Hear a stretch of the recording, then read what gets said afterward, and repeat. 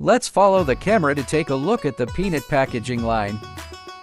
This is our set packaging speed of 40 bags per minute. The actual speed will be adjusted based on the material and bag size. Now, the camera moves to our bag magazine section, where we use suction cups to pick up the bags. Next, the bag clamps will grip both ends of the bag. As the turntable rotates, it places the bag at the second station for coating. Here, the bag is opened using suction cups. Here we can see that each packaging machine can basically be operated by just one person. We only need to pour the material into the hopper of the elevator, using an electronic combination ware allows for precise measurement, improving the accuracy of each package. The material is placed into the bag through the discharge hopper. Here we arrive at the vacuuming and sealing stage. Using this rotary vacuum machine can greatly improve packaging efficiency.